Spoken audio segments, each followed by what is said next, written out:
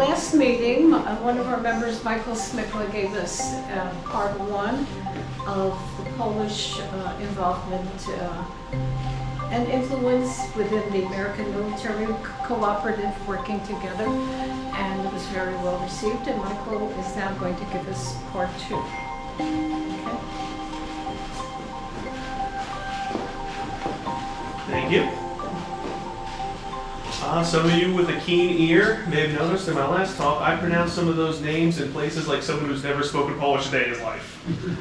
So, just want to let you know that is who I am. At the Katyń Remembrance event in Baltimore, on April 28th, we paid tribute to the over 22,000 Polish officers and intellectuals that were brutally murdered and executed in 1940. Representing the Polish Arts Club of Trenton, I was able to lay our wreath, and the entire ceremony was deeply moving. It was a heartfelt reminder of our shared history and the atrocities of the past. I want to thank the organization for allowing me to represent them at this important event, and I felt incredibly proud to uphold our commitment to remembering and honoring our heritage. On May 3rd and 4th, I participated in the 21st annual conference held by the American Association of the Friends of Kosciuszko at West Point. This group is dedicated to promoting the life and legacy of Thaddeus Kosciuszko and addressing a broad range of topics concerning Polish history and contemporary issues. This year, the conference commemorated the enduring significance of Poland's Constitution of May 3rd, 1791, the 75th anniversary of the creation of NATO, and Poland's 25th anniversary of joining NATO. The event featured insightful presentations from several prominent authors, historians, and military officials. The second day included a memorial mass, a cadet review on the parade grounds, and a memorial ceremony at Kosciuszko's monument. It was an excellent event. This is a wonderful organization, and I highly recommend anyone looking to deepen your understanding of Polish history to consider joining us at next year's conference. One last event I'd like to mention before I start is the Polonia 5K run, which will be taking place in Linden, New Jersey on June 9th. It's a 5K race. The proceeds this year will be going to the Linden Kids Foundation. At the start, it gathers children up to 8 years old for a dash around the block, with each child receiving a medal, and then a timed 5K race through the streets of Linden. It's a great event, even if you're not running, and hopefully, everyone can come out and have fun and celebrate your Polish heritage. I have flyers on the table right there. Please, anyone, when you leave, feel free to take one, share them with friends, family, anyone who wants to be interested in supporting your cause and, kind of enjoying your Polish heritage. When last we left off, I was discussing the highly effective military units aiding America and the Allies in the West during the Second World War. 250,000 men and women, of whom 10% would be killed in action. One last Polish contribution I'd like to add from that conflict would be Polish technician Joseph Kozaki. In Britain in 1941, he would develop the world's first portable mine detector. Weighing only 30 pounds, it was able to operate with a single soldier, giving the Allies a massive advantage in mine clearing and saving countless lives. That design could have made Kozaki a very wealthy man had he patented it. He didn't. Instead, he chose to donate that design to the British Army for mass production, thereby accelerating its introduction into service. At the Battle of El Alamein, a turning point for the British 8th Army in North Africa, over 500 Polish mine detectors of Kozaki's design were employed, contributing greatly to the victory over Rommel. Before the war's end, over 100,000 would be produced, and for decades, the design would be barely changed, remaining in the British Army until 1995.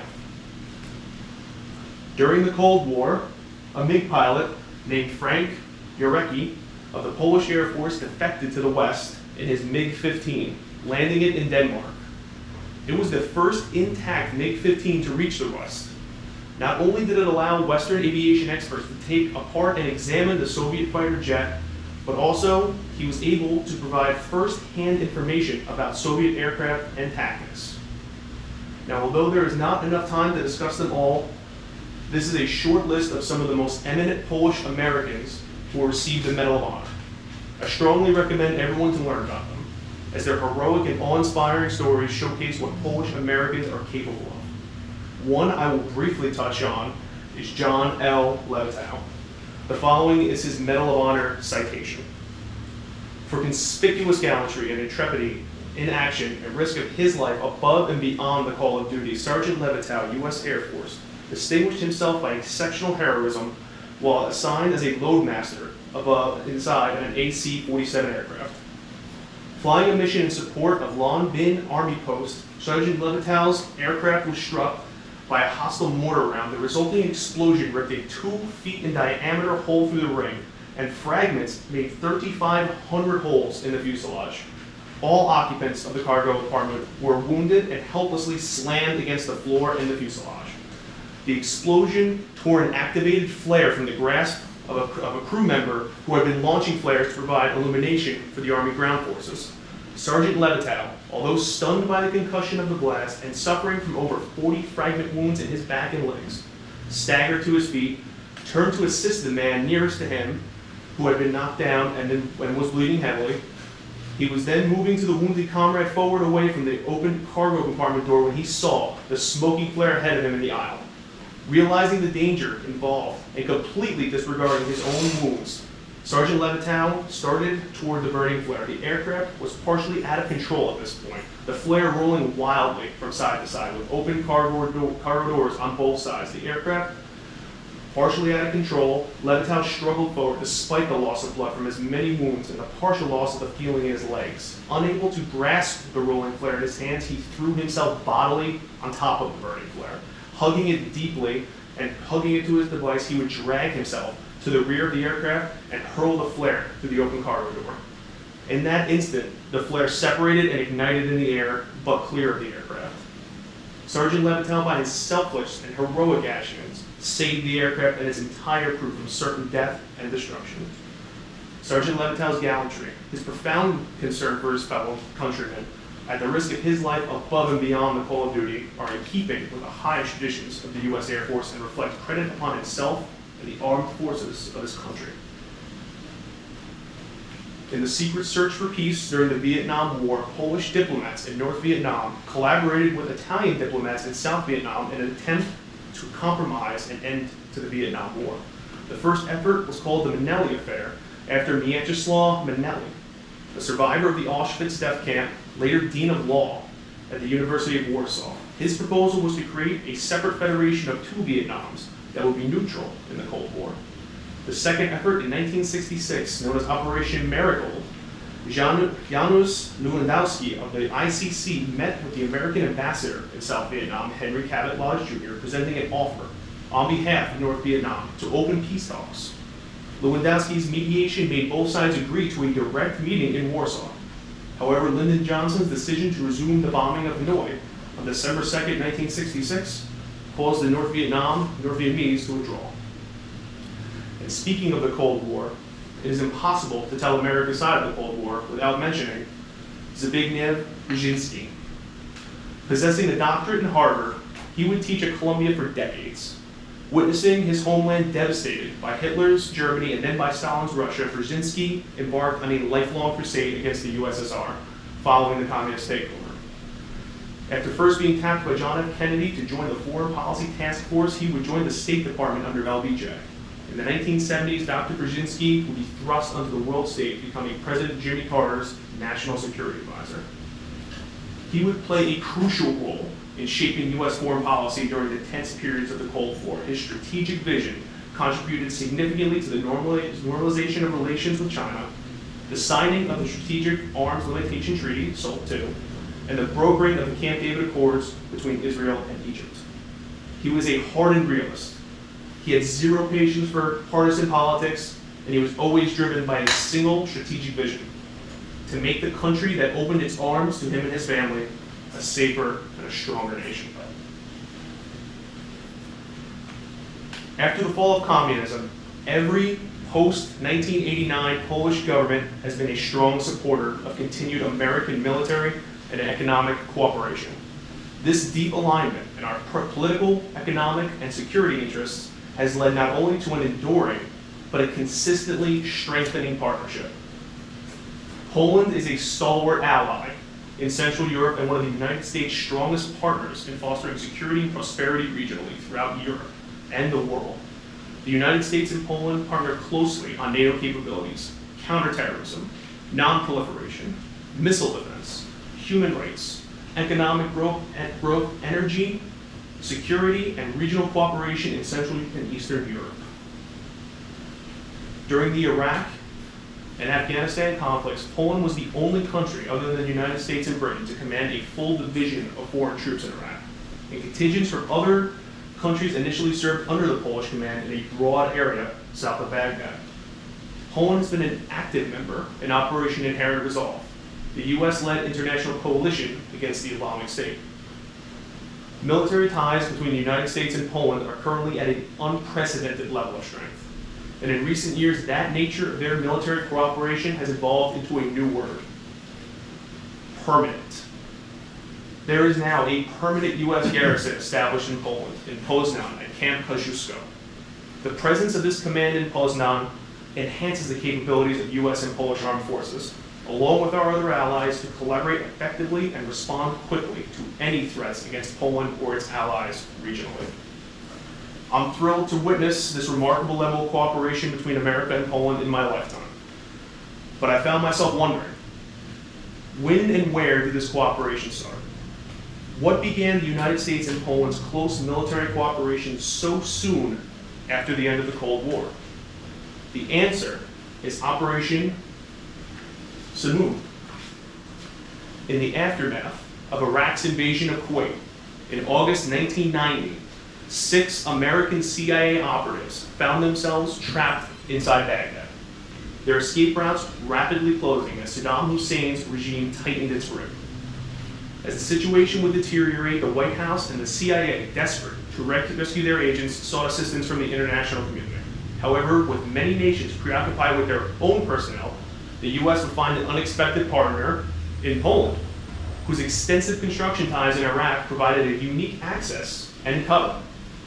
Poland's response was swift and decisive. A senior Polish intelligence officer was tasked with the mission and flew into Baghdad under the cover of overseeing construction projects.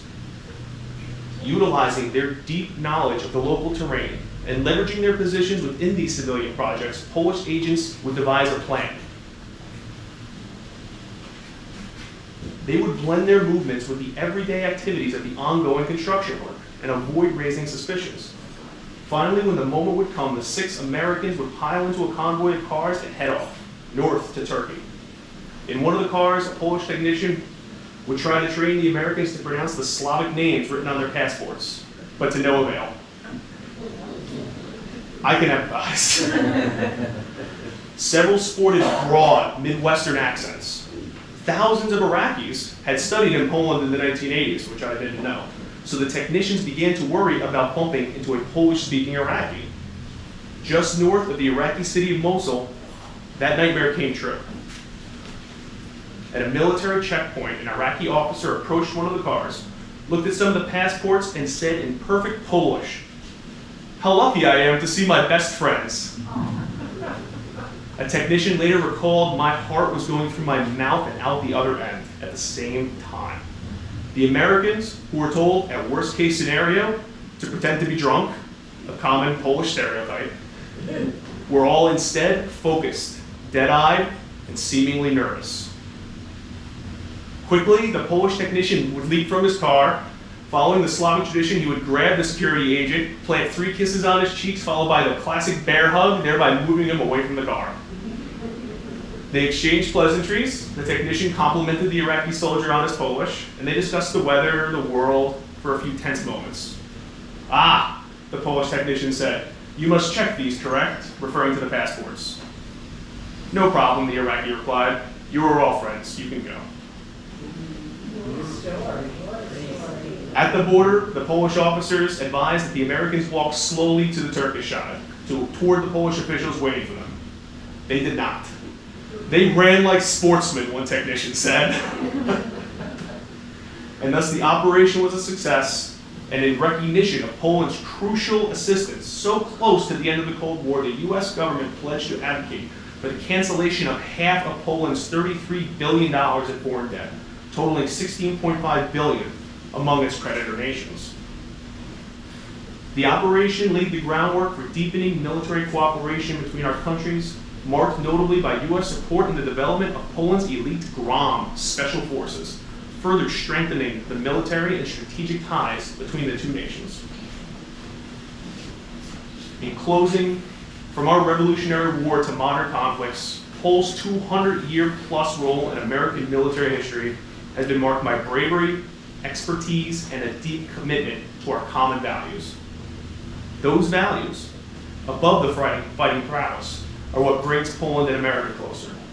Because the fight for the future does not begin on the battlefield. It begins with our minds, our wills, and our souls. Our freedom, our civilization, and our survival depends on these bonds of history, culture, and memory. Thank you.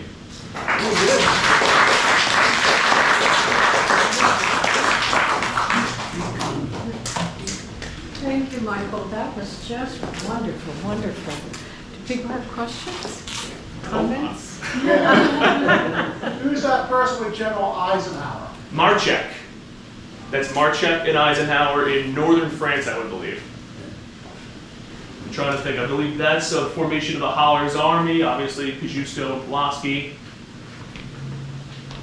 These are GROM Special Forces units cooperating for the first time with American Special Forces, just helping to sharpen the steel. This man knows his Polish history. He deserves it.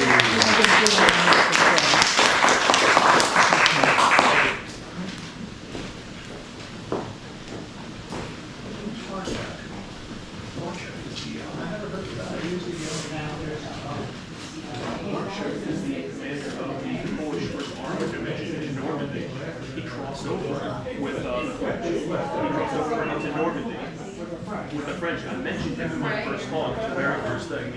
He commanded the first Polish Armored Corps, closed the Blaze Pocket.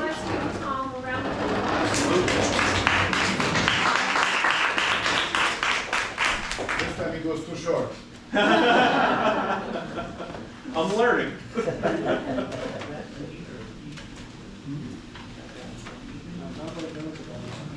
No.